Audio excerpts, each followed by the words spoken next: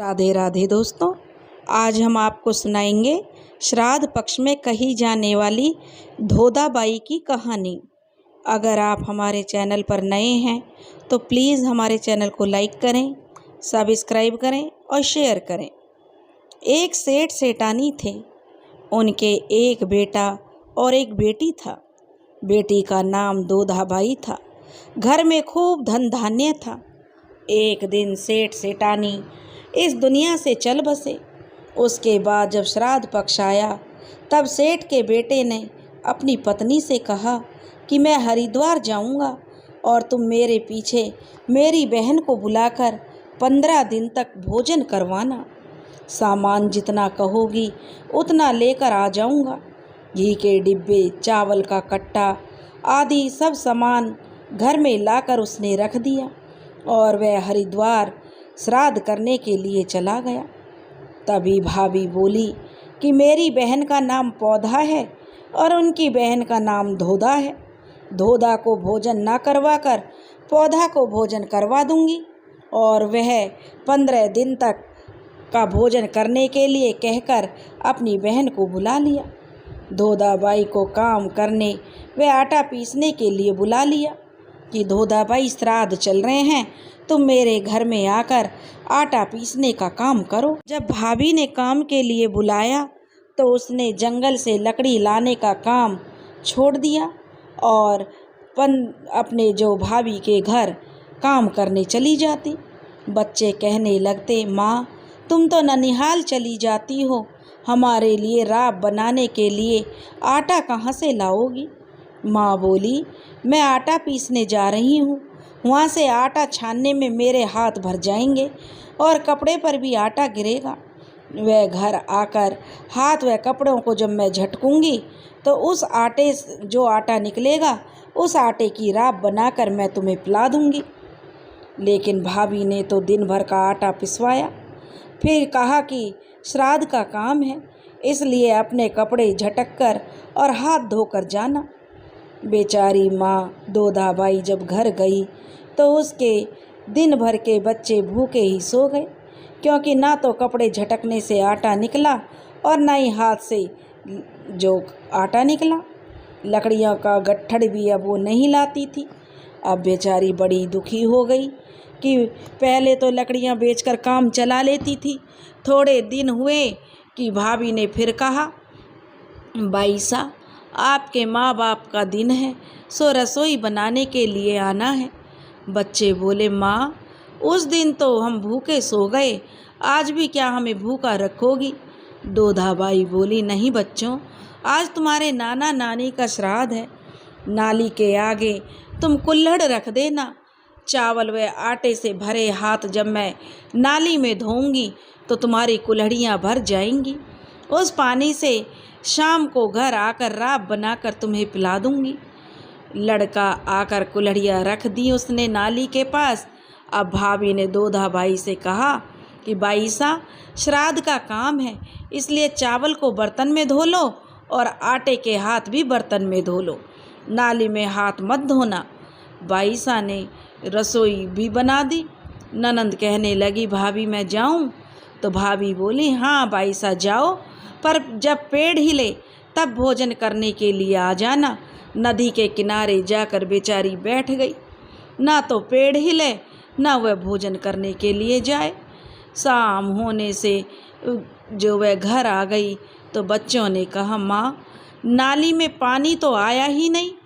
तो वह बोली, बेटा क्या करूं, तेरी मामी ने हाथ बर्तन में धुलवा दिए। धोधाबाई जाती जाती नदी से 7 कंकड़ लाई थी, क्योंकि जब वह नदी के पास बैठी थी तो उसमें से 7 कंकड़ ले आई और हांडी में डालकर चूल्हे पर चढ़ा दिए। बच्चे बोले कि माँ भूख लगी है। धोधाबाई बोली, बेटा अभी उबल जाएंगे, जब उबल जाएंगे तो डाल दूंगी तुम्हारे खाने के लिए बर्तन में। बच्चों को रोते रोते नींद आ गई और वह स्वयं भी बहुत रोई, क्योंकि ना तो पत्थर गले और ना ही बच्चों ने खाना खाया। आज वह इतनी रोई और सोचने लगी, मैंने कितनी बड़ी गलती की है। लकड़ियाँ की भारी जंगल से लेकर आती थी तो बच्चों को चना लाकर राब करके उनको पिला देती थी। इस तरह बिलखते बिलखते उसे भी नींद आ गई। इधर पितरों की अमावस्या आई तो अब वह दोधा बाई खूब रोने लगी। हरिद्वार में उसका भाई तर्पण कर रहा था।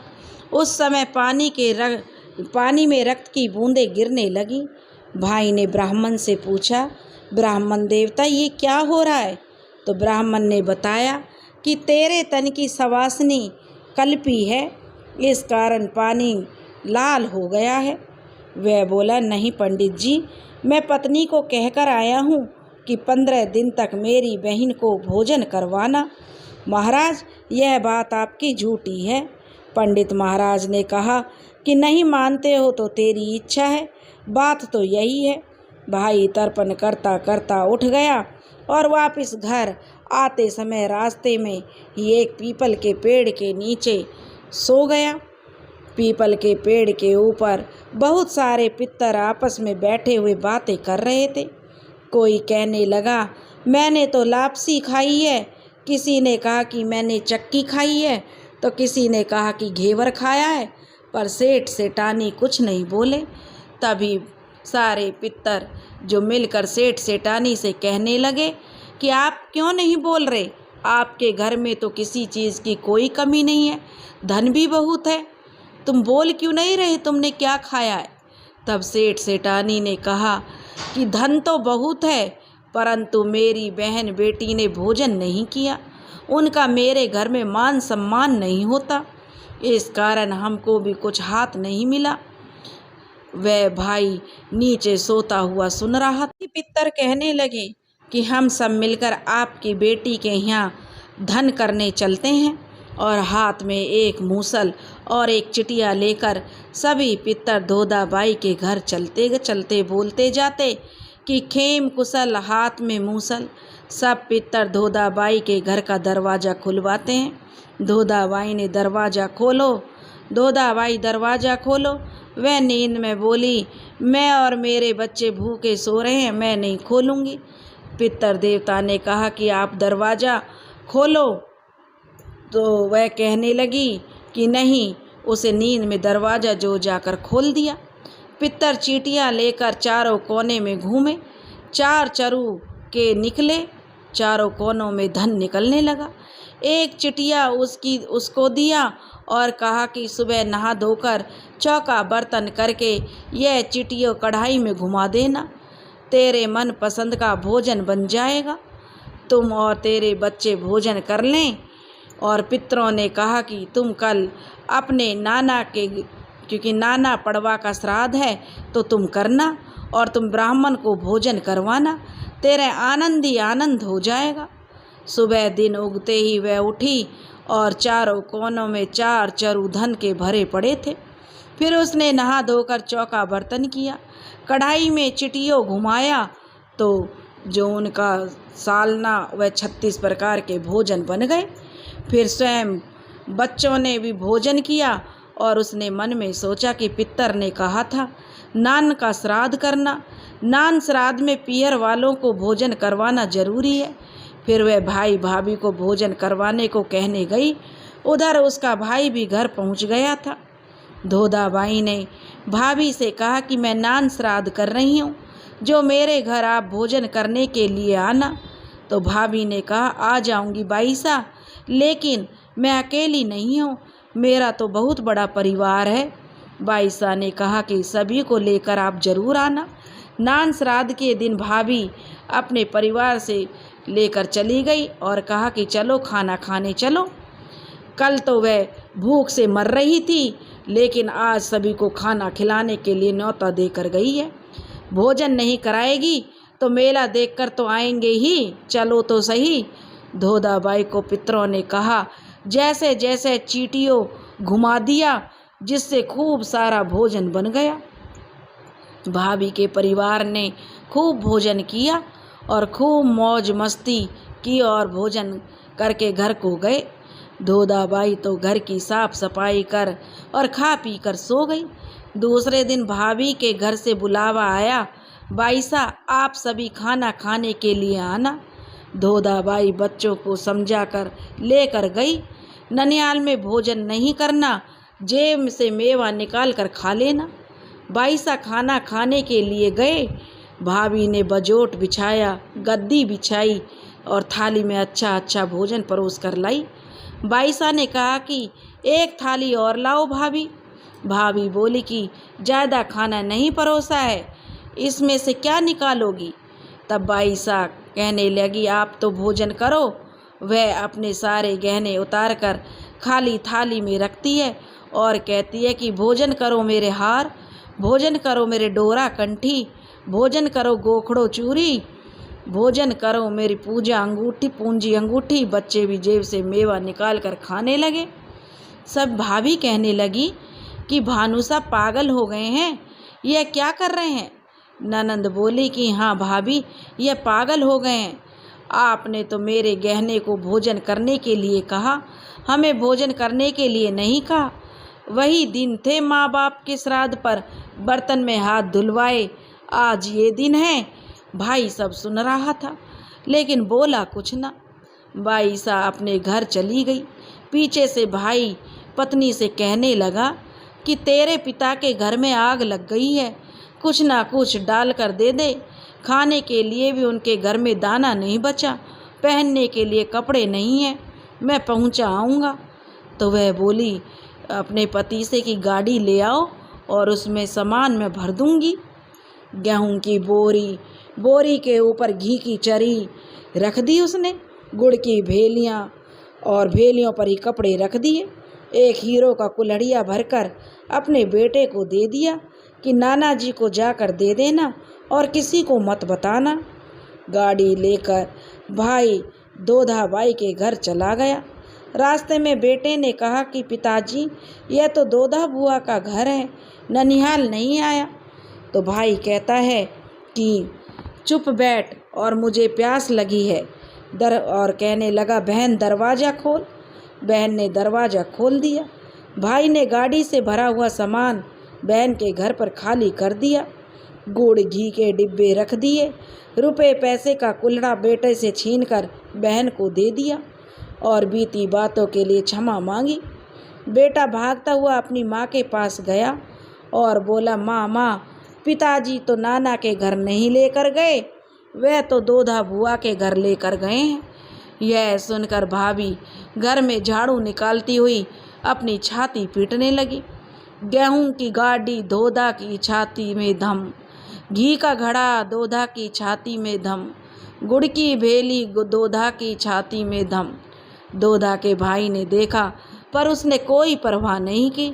कुछ दिन बीतने के बाद एक दिन वह अपने पति से कहने लगी कि देखो जी, मेरी आंखों में दर्द है, इसलिए आपकी बहन और भांजे को बुला कर लाओ और उन्हें सफ़ेद ओढ़ा कर लाओ, सिर मुंडवा कर काले हाथ पैर करके गधे पर बैठा कर लाओ। जब मैं यह देखूंगी तब मेरी आंखें ठीक हो जाएंगी। भाई भी कम नहीं था, वह ससुराल जाकर उदास होकर बैठ गया।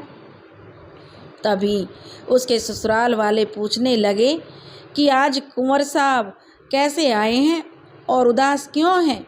जब वह कहने लगा कि आपकी बेटी की आंखों में दर्द हो रहा है और उसने कहा है कि मेरे भाई और पिताजी को काला हाथ पैर करके, सिर मुंडवाकर, सफ़ेद कपड़ा ओढ़ाकर और गधे के ऊपर बैठाकर गाजे बाजे के साथ लेकर आओ तो मेरी आंखें ठीक होंगी। और वह सभी जो उसके भाई और पिता करने के लिए तैयार हो गए और सभी तैयार होकर गधे के ऊपर बैठकर गाजे बाजे से रवाना हो गए। गाजे बाजे की आवाज़ सुनकर वह जल्दी से उठकर बाहर देखने आई तो भाई बोला, देख बंदा की चेरी, अम्मा तेरी के मेरी। यह देखकर वह बहुत दुखी हुई पर वह चुप नहीं रही। फिर एक दिन उसने कहा कि मेरी सखी सेली का व्रत है, इसलिए आप मुझे जंगल से एक डाली लाकर दो। वह डाली लाया तो डाली को चौक में लगाकर वह पूजा करने लगी। फिर बोली कि मैं आपको पूजती हूँ शाखा सहेली, आप मर जाओ सासू दोए नंदोली। अब यह सब भाई देख रहा था। वह कहने लगा, मैंने भी तेरी तरह व्रत रखा है, मेरा भी ऊब खटाला का व्रत है। और वह दिन भर भूखा रहा। फिर जंगल से डाली लाया और उसी तरह चौक में लगा कर कहने लगा, मैं आपको पूछता हूँ, ऊब ऊब खटोला, मरना ससुर दोए साला। उसकी पत्नी बोली, आप मेरे बाप और भाई को क्यों मार रहे हो? तब वह गुस्से में लकड़ी लेकर चोटी पकड़कर अपनी बीवी को धमकाता है कि तुम कहती हो कि मेरी बहन को 15 दिन का श्राद्ध है और भोजन करवाया है तुमने उसे, तुम इतनी झूठ क्यों बोल दी? मैं सब जानता हूँ। जब मैं वहाँ पर तर्पण कर रहा था तब पानी रक्त से लाल हो गया। तुमने ऐसा काम क्यों किया? तो मेरे सारे पितर भी जो भूखे ही रह गए। फिर उसने अपने पति के पांव पकड़कर माफ़ी मांगी कि अब ऐसी गलती कभी दोबारा नहीं करूँगी। दोस्तों, यह पितरों का पर्व होता है। श्राद्ध दिवस 15 दिन 16 दिन के जो आते हैं, इसमें हमें पूरी श्रद्धा से अपने बहन भांजों को जितनी भी जिसकी सामर्थ्य है बुलाकर उन्हें खाना खिलाना चाहिए और अपने पितरों के निमित्त जो भी श्राद्ध कर्म है वे हमें करने चाहिए, जिससे हमारे ऊपर हमारे पितरों की जो कृपा बरसती है। अगर आपको हमारी कहानी पसंद आई हो तो प्लीज़ हमारे चैनल को लाइक करें, सब्सक्राइब करें और शेयर करें। राधे राधे।